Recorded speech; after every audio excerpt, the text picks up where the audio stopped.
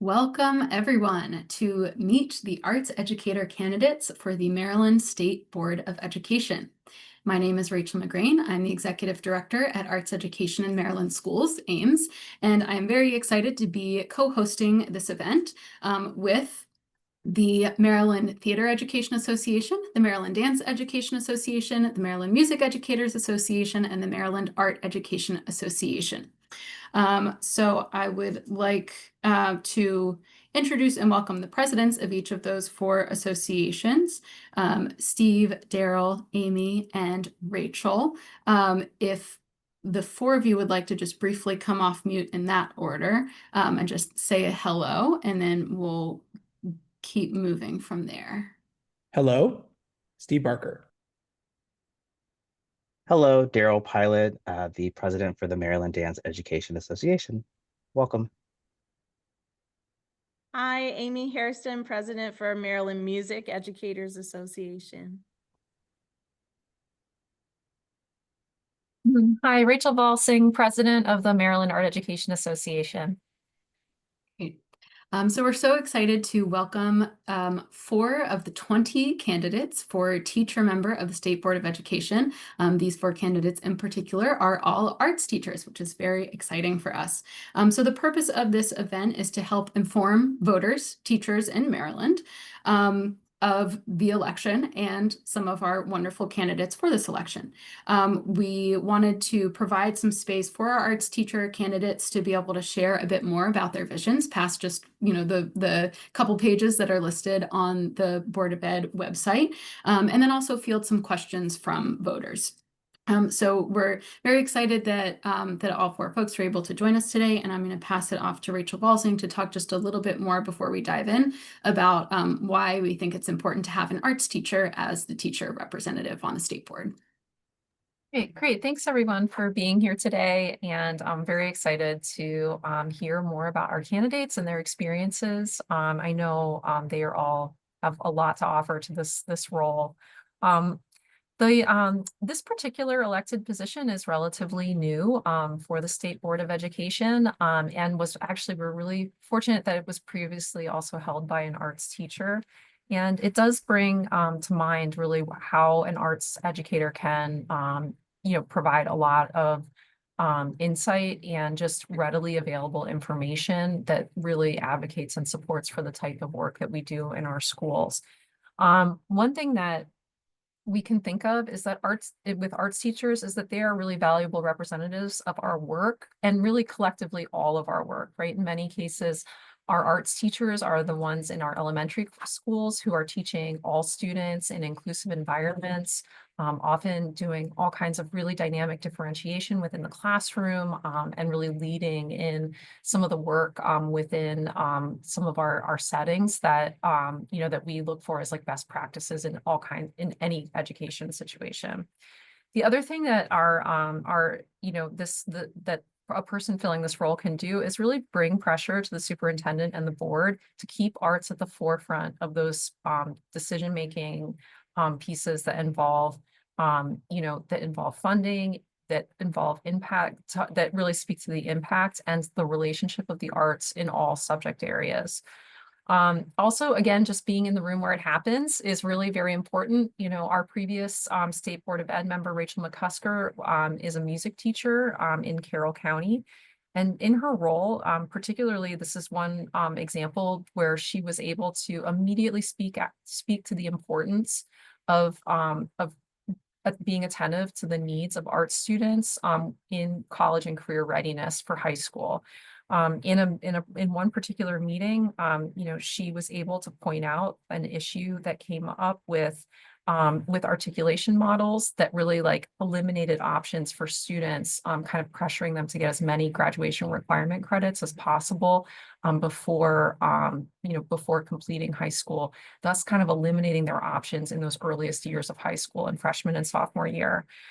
To quote her, in the meeting, she's quoted saying, "Look, you have fine arts in 11th grade, but by 11th grade, maybe you haven't played a musical instrument for 2 years.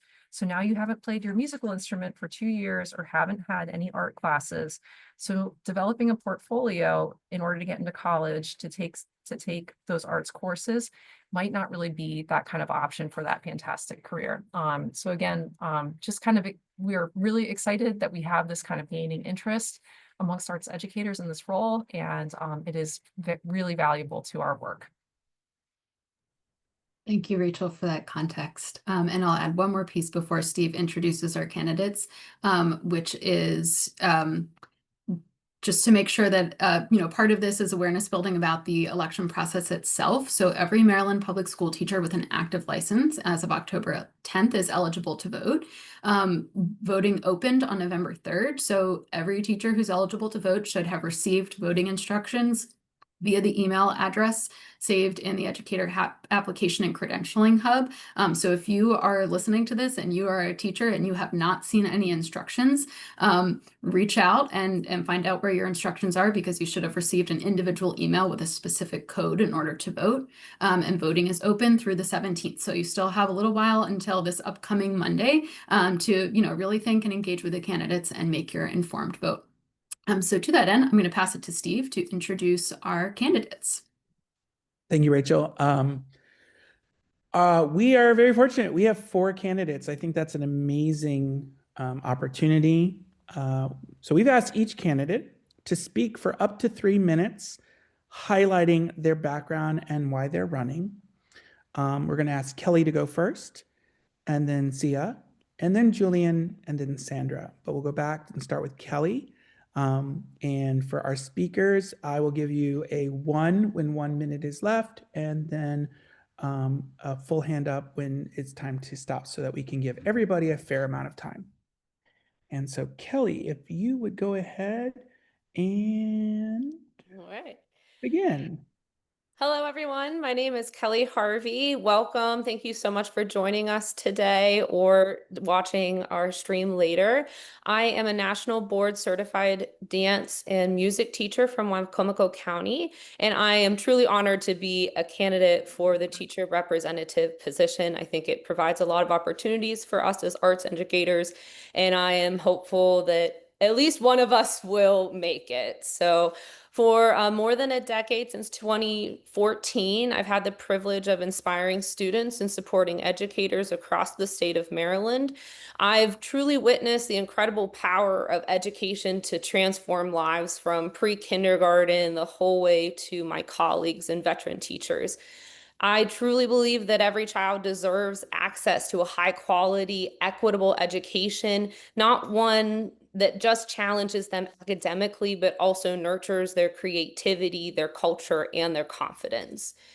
A little background of myself. I originally am from Pittsburgh, and I moved to Maryland's Eastern Shore for the position that I currently teach in. And what was, I thought, just one step along the road to my career ended up becoming a lifelong commitment to Maryland schools and our communities. Over the years, I've developed a pre-K to 5 general music curriculum. I've led multiple arts integration initiatives and secured thousands of dollars in grants to expand access to classroom instruments, performances, and artists in residencies.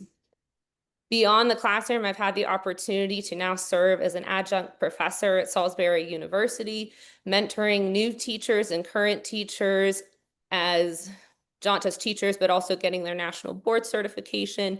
And I've also served as a state and national clinician at multiple conferences, leading professional development sessions focused on arts integration and equitable learning. I've also served on, or I currently am serving on the Maryland Music Educators Association board. I am currently the conference chairperson, and I also serve on the Arts Education Advisory Committee for the Joshua M. Freeman Foundation, which is based in Delaware. And these experiences all connected and interact with each other, and they really have deepened my passion for educational leadership and advocacy, which kind of has ended me here. So I am running for this position because based on my experiences, I want to bring the authentic voice of the Maryland classroom teachers and students to the state level decision-making process. I'm committed to ensuring that policies are reflective of today's classrooms, supporting equity, teacher retention, and holistic student growth across the entire state. If given the opportunity to serve, I will advocate for every teacher and every student, no matter what location they are within the state, so that together we can build a Maryland education system where all learners and teachers can thrive academically, socially, and artistically. Thank you, Kelly. Oh, sorry. It's the 3-minute thing. It's okay. But thank you very much, Kelly. I love that. Amazing. How's the Eastern Shore? Is it colder than out here right now? It is too cold for me today. It's in Okay. the 30s. Understood. Next up, we have Sia. So Sia, when you're ready, begin. Yeah, thank you, Kelly. That was amazing. I want to first say thank you for organizing this and bringing us here all together. And I want to also say thank you to all the teachers who have stepped up to serve, because this is a big deal. My name is Sia Kyriakakos, and for the past 15 years, I am a teacher in Baltimore City schools, and I work at Mercantile Vocational Technical High School, which is a CTE school, as their art teacher and head of the art department. In this role, I am a mentor for my teachers, for 20 teachers within the school, and I also mentor kids and teachers outside of the classroom. And I also work with Micah and Towson for pre-service teachers, because I believe in helping the next generation come up and keeping them in these teaching roles. I'm sorry, I'm a little nervous and I'm glad to be here, but I am running for the Maryland State Board of Education because I believe policy is one of the most powerful tools that we have to shape the future of our children. Every decision that is made at the policy level has direct impact, positive or negative, on our students, the teachers, and the families. I want to ensure that those decisions are grounded in equity, in excellence, and the lived realities of our classrooms. When I was Maryland State Teacher of the Year and later on a Fulbright, I had the opportunity to travel abroad. One of the most important things I was able to do was to talk to educators, policymakers, the people who hold the money, and advocate for my school, my teachers, our students, and tell the stories, the real stories of what is happening in our classrooms. Thank you. And in one of those meetings, one person who holds a purse for Maryland, as a matter of fact, came up and said to me that it is cheaper to import talent than to educate our own. With that in mind, this is why I am running. I want to challenge that, and I want to create an educational system that is equitable and right for everybody. That's it. Fantastic. You actually had 12 seconds left. You could have made a pitch. I don't know, those fingers. Oh no, they're harmless. All right. Well, Sia, thank you very much. And amazing work. Amazing work. Fantastic. Our next candidate is Julian Lazarus. And so, Julian, when you're ready, begin. Hi, everybody. My name is Dr. Julian Lazarus. I am a 25-year teacher in several counties. I teach theater, dance, film, TV, and English. I currently have a tech rehearsal going on in the theater, so we're avoiding that at the moment. So I have taught in Howard County, Frederick County, MCPS, which is where I teach currently at Sherwood High. I've also been an adjunct professor at Towson. and for the Arts Integration Program, and at UMBC for the Maddie Pre-Service Teacher Program. I've served for the last 5 years as the president of Maryland Theater Education Association. I am now the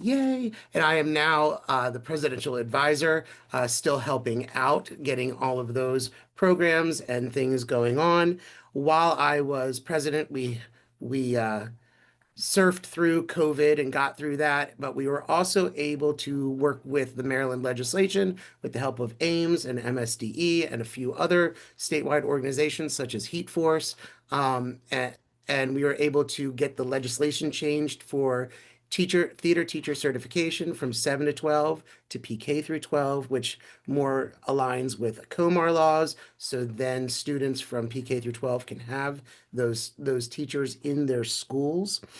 On the state and national level, in Maryland, I have been the state representative for the American Alliance for Theater and Education. I've worked with Maddie on the transformation from Maddie to MC3. And then I currently also serve on the Maryland Fine Arts Education Advisory Council, all working to bring good arts to all students. During my time in Frederick County, I was the architect of the Arts Integration Program there, creating a PK through 12 model for Frederick County. And we do all the work that we can. Personally, I believe that all kids deserve to not only have arts in their classes, and I know that that's our focus, but to have an authentic education where they are engaged and interested in everything that they're working on. And as teachers, we give them opportunities to do that. So thanks. I'm Julian. Hi. Yay, me. Yay. 15 seconds. This is going a great way. Last but certainly not least, Sandra, would you please go ahead and when you're ready, begin? Sandra, I am going to start you over because you need to unmute. That should not affect anyone's decision-making. We've all done it. Good afternoon, everyone. And thank you, AEMS, for providing this platform, an opportunity for all of our voices. And congratulations to the candidates who have been selected, my fellow visual and performing arts teachers. This is huge for us, and I wish you all luck, the best of luck. Am I unmuted? You're good. Okay. There was a box on my screen. I'm sorry. My name is Sandra St. Leger, as I said before. I am a middle school visual arts teacher at Dwight D. Eisenhower Middle School in Prince George's County. I bring a global educator perspective. I've taught across different states, and I've not only been a visual arts teacher, but I have served in leadership positions.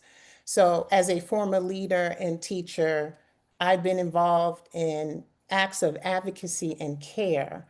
I have partnered with community organizations such as the Howard County Arts Council, where I've taught summer art camps. And I have to say that as both a teacher and former school leader, I view the arts as a critical part of any curriculum and what we need to develop children holistically.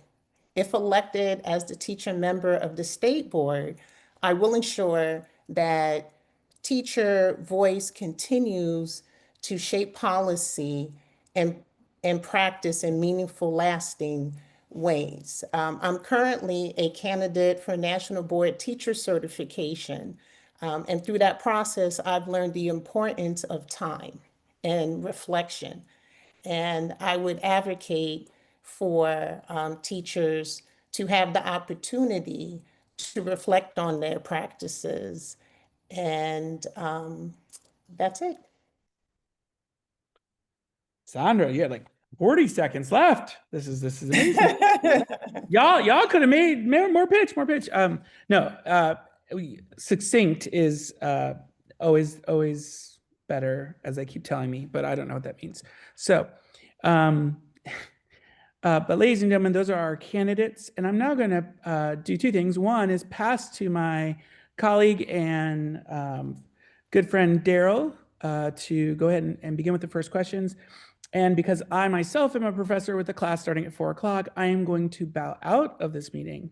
But we have great candidates in front of us, and I'm excited to have that. And may one of the four of you win, because we need at least, and we always need an artist on that board. So thank you very much. Daryl, have a great time, and we'll see you on the flip side, folks. Bye. Awesome. Thank you so much, Steve. And again, welcome to all of the candidates. And it was great to be introduced to you.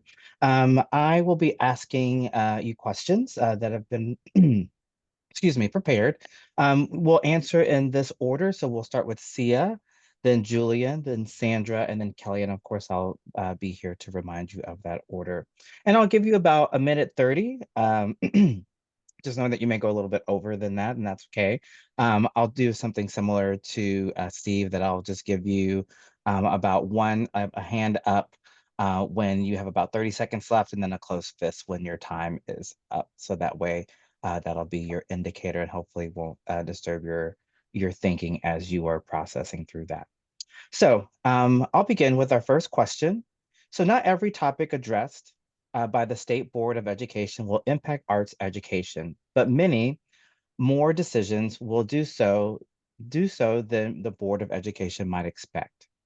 Of the areas that you see the State Board of Education addressing, share an issue in which you think it is especially important that the interests of the arts are represented, and how will addressing this issue from an arts education lens benefit students, parents, and the greater community? So we'll start with Sia first.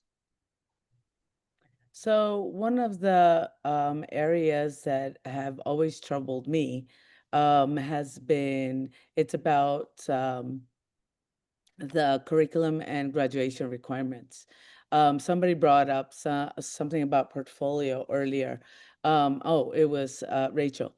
And I see my students only in 12th grade. By then, I know it's a CTE school, but by then they do not have the opportunity to build a portfolio. And that is because art is the credit requirement for graduation. And they have a choice now between me and music. And just recently, we hired a drama teacher and a dance teacher, which I think is great, but a crime that it just happened now. And I work at the biggest high school in Baltimore City. So our kids don't have the opportunity to take a second credit in the arts. So I want to see that the arts strengthen as a core subject and not have it as the checkbox or a luxury elective. All too often discussions are about academic priorities or college and career readiness. They focus narrowly on STEM or standardized testing and outcomes, overlooking how the arts and the various skills that are encompass the very skills that our kids need most, which are critical thinking and creativity and emotional intelligence.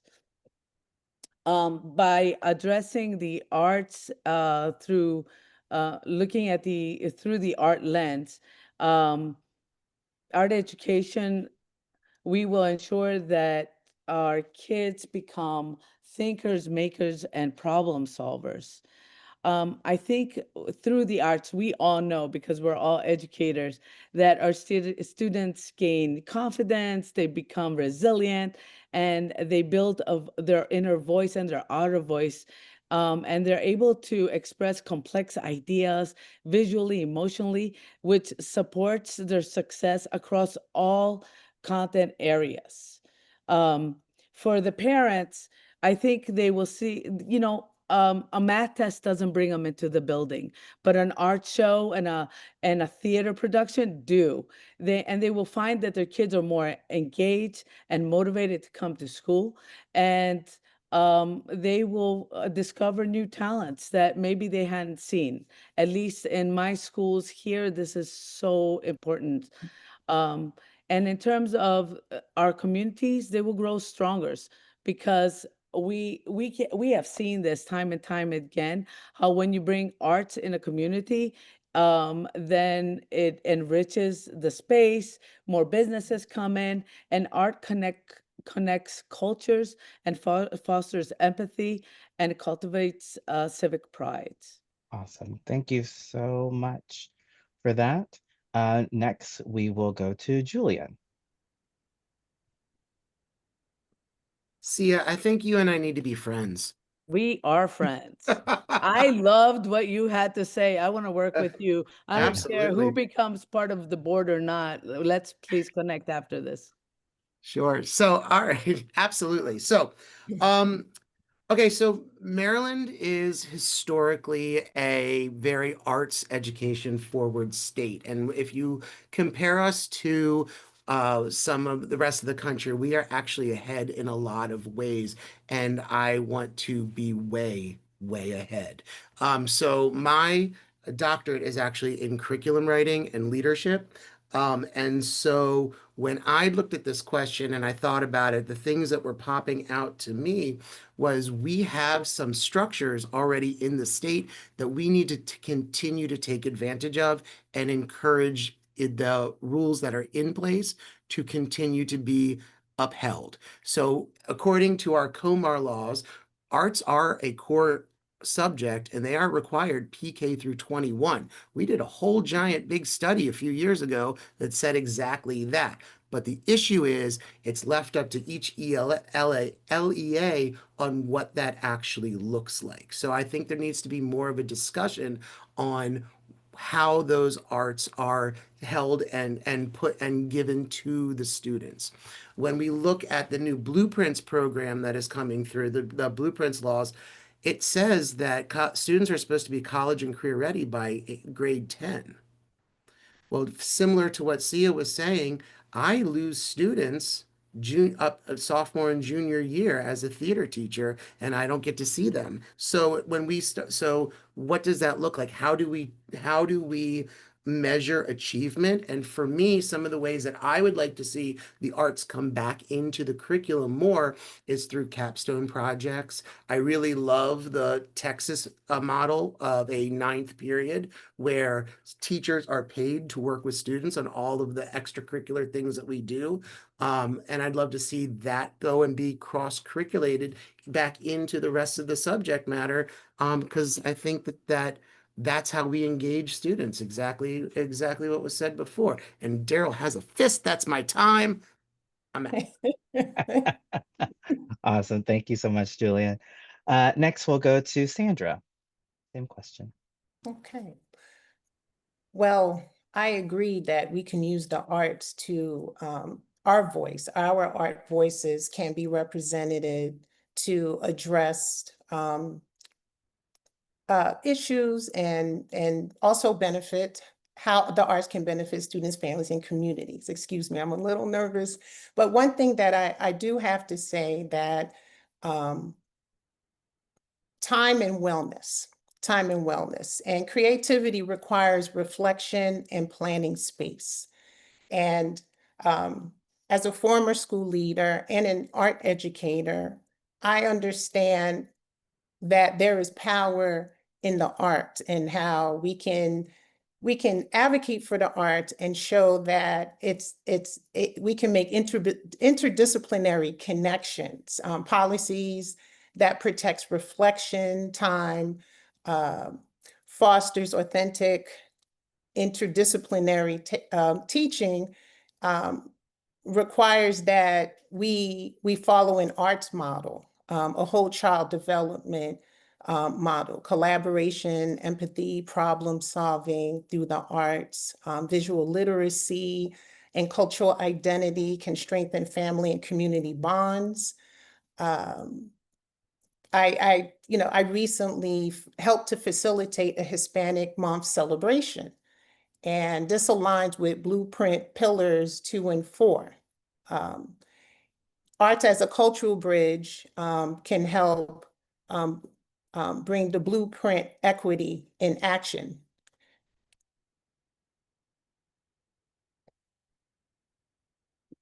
Awesome. Thank you so much, Sandra, for that response. And next we'll have Kelly with the same question. I was shocked because I was ready to unmute. I was taking down some notes of what my fellow candidates said, and I feel like we all kind of touched on the big interconnected ideas, and they all kind of interweave with each other. And another aspect to it that I would like to add is the importance of, for college and career readiness, for the blueprint, that doesn't start in high school or middle school or elementary school. It starts day one when they enter the education system, and then it moves through them. And like Sia said, we want to make sure that they're having these opportunities to build their creativity, their communication, their collaboration, their critical thinking skills, so that they are ready to enter college or a skill trade or the workforce and become productive members of the Maryland society, one of those being future educators, and not just arts educators, but general educators as well. And I think it would be really important to make sure that not only is the Maryland State Board addressing student concerns and student success, but we need to make sure, like Sandra was mentioning, and Julian touched on this, that our teachers are also being successful, that they have the materials they need, that they have the professional development opportunities they need. And coming from someone who lives on the Eastern Shore, where I feel that the shores are kind of removed from our really large urban areas, that to make sure that we're able to provide equitable opportunities for students and teachers across the state, whether that be with funding or program creation within those areas. And then how can we come together to work together so that it's not just the Baltimore centered region focus, but it's the whole state coming together to make sure that we are all being successful.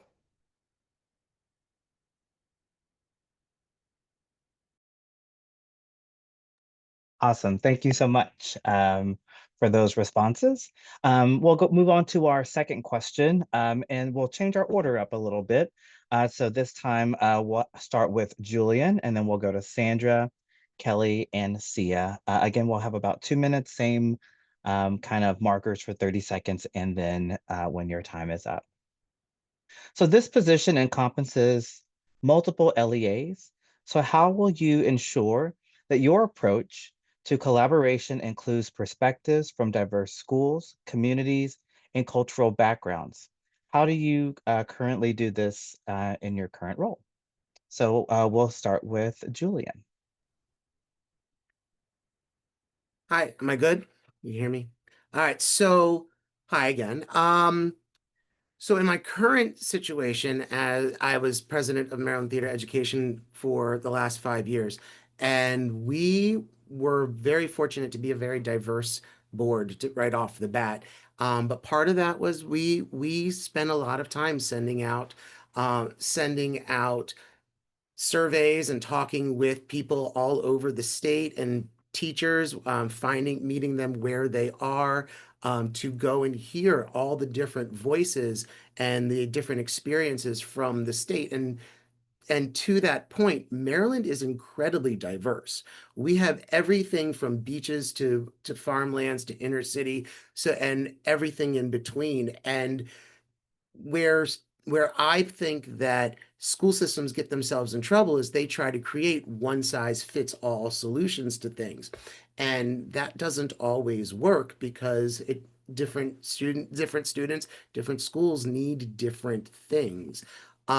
So when you're talking about LEAs across the state, it's better to be prescriptive than formulaic, where you're saying, here are goals to reach, and then allowing the incredibly talented, highly trained staff that you have to go and create ways to reach those goals. So right now, I mean, I help put PD together.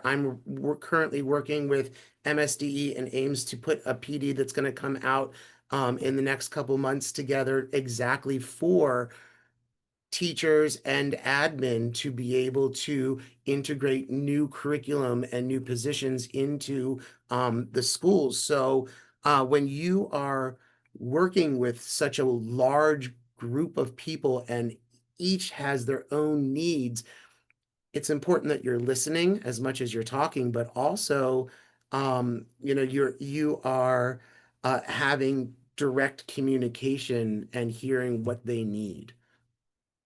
Awesome. Fist. Thank you so much, Julia. Awesome. Same question, and we'll move to Sandra. Well, I currently work with a variety of schools. I adopted a school in Howard County, where I do most of my work outside of my LEA. I just believe that we have to collaborate across counties. And I agree with Julius's last message as far as avoiding the cookie cutter approach. I teach in Prince George's County. Most of my community service work is in Howard County. I've partnered with community schools in Anne Arundel County. And just like every school has its own culture and climate, the counties do as well. Blueprint Pillar 5 talks about governance and accountability through shared ownership. So we have to partner with organizations outside of our LEAs so that we can create a sense of continuity in policy, as Julius referenced. I think that surveying the teachers and getting a feel for what the needs are in each individual county would be helpful in shaping policy that would suit all counties in Maryland. So we definitely need to tap into teacher voice and opinions on what would be best suited for their counties and their school districts. Awesome. Thank you so much, Sandra. And next, we'll hear from Kelly. Thank you so much, Julian and Sandra. Those were really great responses. And I echo a lot of the things that both of you had said, where collaboration has to be our number one priority when looking at a state board of education, where we're not meeting the needs of one county in one place or one demographic of students or one culture of students, but it's everyone. And within my experience so far, I make that collaboration a priority. As the MMEA conference chairperson, I have the ability to contact teachers in different counties and ask them, what do they need? What professional development can we provide to make you more successful, and not just uplifting one group of people, but from everyone. I've also advocated through that opportunity to move our conference around the state so that we can provide those equitable opportunities to all of our teachers. And we've had a lot of positive remarks from that. So when you look at the statewide organization, I want to bring that concept and that relationship to the state board. I want to reach out and make personal relationships with people that I already know and deepen those relationships, make new relationships with people I don't know, and making sure that there's not a wall between us and the state board. We're not two different entities. We're one group working together to create one voice, where that statewide collaboration comes with listening, that relationship building. Don't be afraid to call me and tell me an opinion that I can then take to the board so we can collaborate to work together. So I think Sandra had said this as well, but building those bridges, not just between the communities in the county, but across the county, and then holistically around the state. Awesome. Thank you so much, Kelly. And last but not least, we'll have Sia. Well, I have nothing to say. They've said everything. Okay, so I've spent my entire career working in communities as diverse as as the art that we all make in this group and that we teach, right? In my own practice, as an artist, I sought to by creating community, and I do that in my classroom now, and it's how I lead my life. You know, every new person is an opportunity to a lifelong relationship. So in Baltimore, I've taught and mentored students from every background, from with different languages, different learning needs, and different life stories. And I've learned that the true collaboration begins with listening, and this is something that is echoed in every one of you. Right now, I build those bridges by mentoring teachers across multiple schools and leading professional development in the arts, arts education and equity. And I partner with multiple organizations. And one of my favorites is Arts Every Day, where I have the opportunity to bring community voices into my classroom and bring access to different experiences to my students. Um, I also, what is really important what I do is I serve on not only the equity team of our school, but I'm the chair for School Family Council. This brings parents, students, and all stakeholders to the table. So all together, we can, with the end goal to break barriers so kids can succeed. Um, as Maryland State Teacher of the Year and a national finalist, I had the privilege to carry the stories of my students across America. And I worked with educators, policymakers, and communities nationwide to advocate for our students and share the stories of Maryland teachers, both in a national and international stage.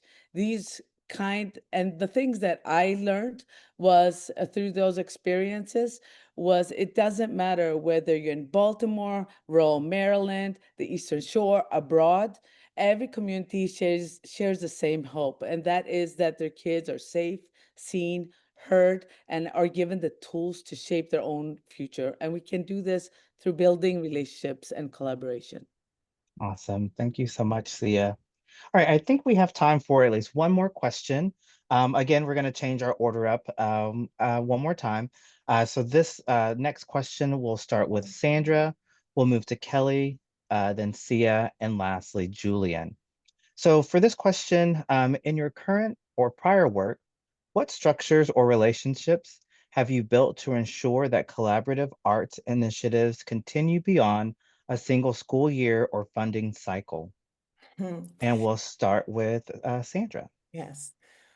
Well, I do the work now.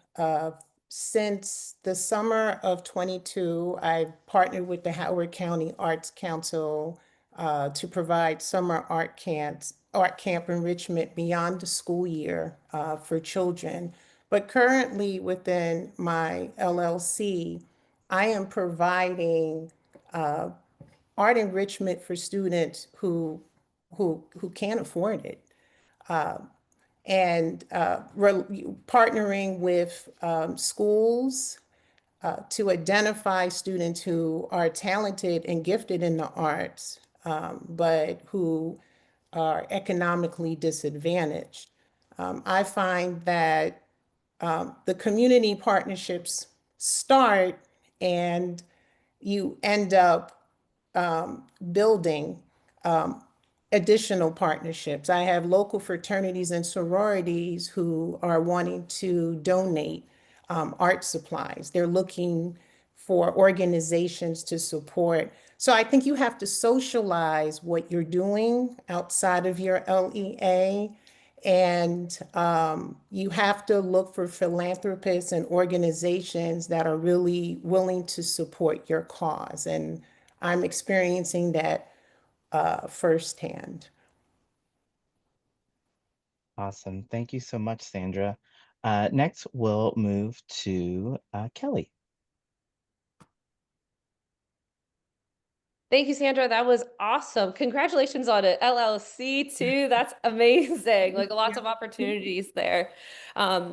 Looking back at my experience, I'd have to say that sustainability has always been a guiding principle for me in not just my education work, but my personal life and arts education as a whole, because you don't want it just to be exciting and eventful one time, but it has to keep going. So in my current role in Wycomico County, I've worked to redesign the pre-K to 5 general music curriculum where it's built on an arts integration model, and we've created with my teammates arts integration lessons and a lesson bank that are cross-curricular with teacher resource guides.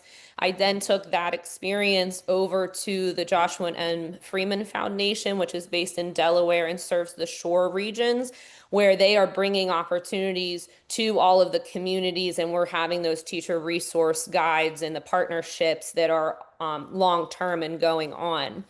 When you look at the statewide level with MMEA, building those professional learning communities, working with teachers who are gaining their NBCT, and looking forward to, I will not always be in my position. If I'm lucky enough to get the teacher rep position, I won't always be in that position.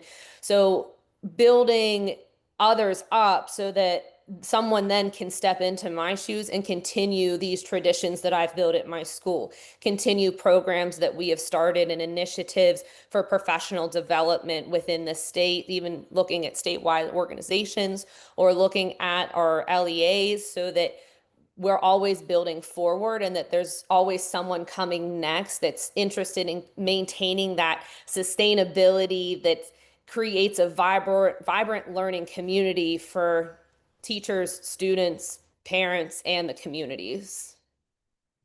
Thank you so much, Kelly. Next, we'll hear from Sia. Sorry. Oh, I'm on. Okay. Um, Not quite sure where to begin. So, I have people always ask me to give me a different position in a different school or move up or move out or whatever. But I am kind of like the queen of my school, and I don't want to do that.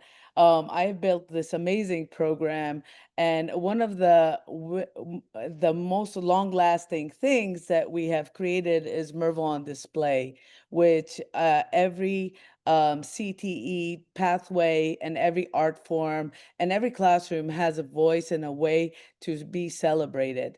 And I am the single arts teacher, the only visual arts teacher here. However, every wall in this school is wrapped with student voice. It's proliferated with artwork and celebration of my kids, and it is expected that parents and anybody walking through the school comes in here and sees this. They expect to see art everywhere. Now, that being said, I have done this by advocating for teacher voice and our teacher voice in our school, and we're really strong. We were 2, now we're 4, and we meet with our principal, and I have direct contact with our with Dr. Santalisa's, and I fight tooth and nail for everything that we have, and all of and I'm in the mix in terms of holding the people above me accountable. Being the chair for School Family Council gave me the opportunity to even hire my principal. And that's the kind of leadership that we need at every school for the teachers to be empowered to take. And I think we need to train them that way. And that's why I also invite people to come into my classroom and be trained here by my side, and I take them to all the meetings. Everything everybody has said, we're all saying the same thing. Thank you so much for willing to serve with me. Awesome. Thank you so much, Sia. And lastly, we'll hear from Julia. Hi. So one of the things that I talk to my boards and my peers about is the idea of creating an arts education ecosystem, with the idea that kids come in at PK and they have arts all through elementary and then all through middle and opportunities to grow and explore, and then all through high school. And some of them, hopefully, if we do it right, they want to go off and they want to be artists, or they become lifelong artists in whatever way that they are lifelong artists. And some of them hopefully will become teachers.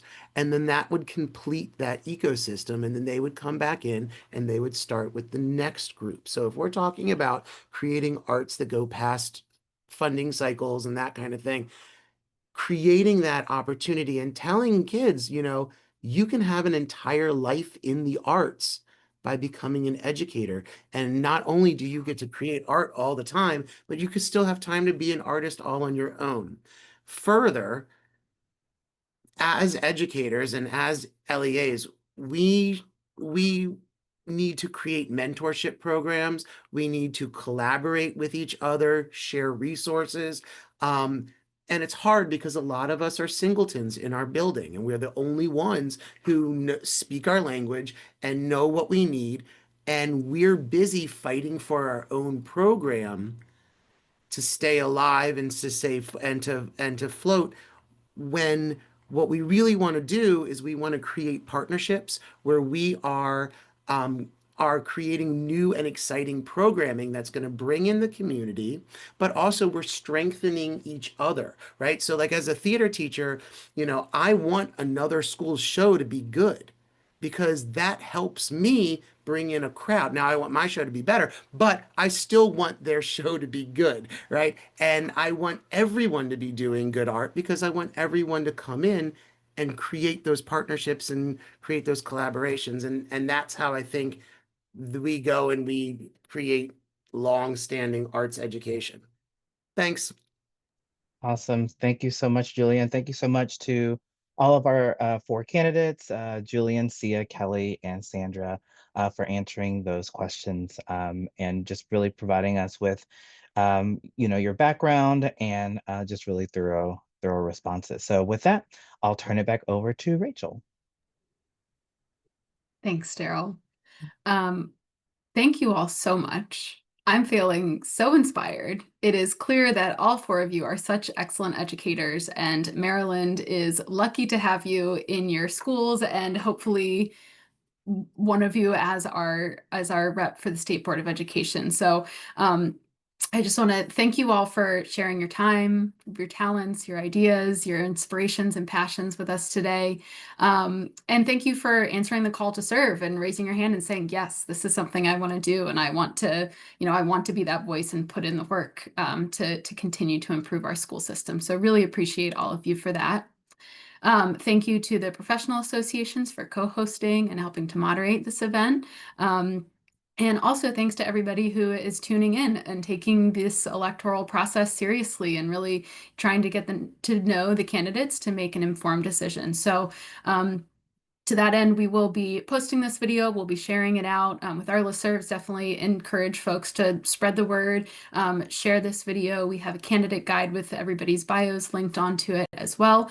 And also, if you're listening in and you're an arts teacher, share this with your non-arts teacher friends too. As Rachel Valsing started out at the beginning, arts teachers bring such a unique perspective, and it's not just about the arts. It's about our kids and our communities as a whole, and just being holistic, and the arts are such an integral part of that, which is why we care. So again, as a logistical reminder, final voting day is on Monday, November 17th. So there's a few more days to, take all of this in, decide what you want to do, make your vote, make sure you do that. And if you have any questions or need any support, feel free to reach out to Ames, and we'll do our best to help connect you with some answers. So thank you all so much, and happy voting.